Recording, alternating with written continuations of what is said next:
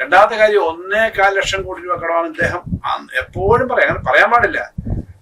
ഇപ്പൊ അദ്ദേഹം മുഖ്യമന്ത്രി ആയതുകൊണ്ട് ഇനിയും പഴയതുപോലെ പ്രതിപക്ഷ നേതാവായി പറഞ്ഞതുപോലെയും പറയാൻ പാടില്ല. പക്ഷെ 1.25 ലക്ഷം കോടി ആയി കടമെന്ന് അദ്ദേഹം പറഞ്ഞത് കണക്ക് നോക്കിയപ്പോൾ അവരുടെ എക്സാജറേറ്റഡ് കണക്കായിട്ട് 48,000 കോടിയുള്ളൂ. അത് എക്സാജറേറ്റഡ് എന്ന് ഞാൻ പറയാൻ കാര്യമുണ്ട്.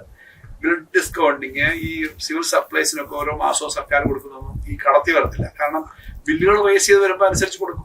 ഇപ്പൊ SC ST വിദ്യാർത്ഥികൾക്ക് 300 കോടി കൊടുക്കാനുണ്ട്. അത് ഈ ഒരു മാസം വന്ന ബില്ലാണ്.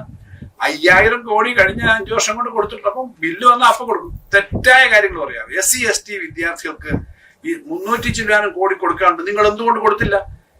കഴിഞ്ഞ ഇലക്ഷൻ പ്രഖ്യാപിച്ചത് തൊട്ട് ഇങ്ങോട്ടുള്ള കാര്യങ്ങളിൽ സാധാരണ ഡേ ടു ഡേ കാര്യമെല്ലാം മിക്കവാറും ഏപ്രിൽ മാസം കഴിഞ്ഞു വന്ന റേസ് ചെയ്ത ബില്ലായിരിക്കും. കാരണം മാർച്ച് മാസം വരെയുള്ള ഒരൊറ്റ ബില്ല് കൊടുക്കാനില്ലെന്ന് എനിക്കറിയാം. ഈ തരത്തിൽ നാടകീയമായിട്ട് അവതരിപ്പിക്കുക. അപ്പൊ ഇങ്ങനെ വരുന്ന ബില്ല്, ഇപ്പൊ ഈ മാസം വരുന്ന ബില്ല് അത് അടുത്ത മാസം അല്ലെങ്കിൽ അതിന് കൊടുക്കും. അതൊന്നും കടത്തി വരുന്നതല്ല. അപ്പോ ഇതെല്ലാം കൂടെ കൂട്ടിയിട്ട് 48,000 കോടി രൂപ കടമേ ഉള്ളൂ എന്നുള്ളത്. അപ്പൊ കടത്തിന്റെ ബാധ്യത ഇവര് നേരത്തെ പറഞ്ഞിരുന്ന പ്രചരണം ശുദ്ധ അസംബന്ധമാണെന്നും അടിസ്ഥാനരഹിതമാണെന്നും തെളിയിക്കുന്ന തരത്തിലേക്ക് ഈ ധവളപത്രത്തിൽ വന്നിട്ടുണ്ട്.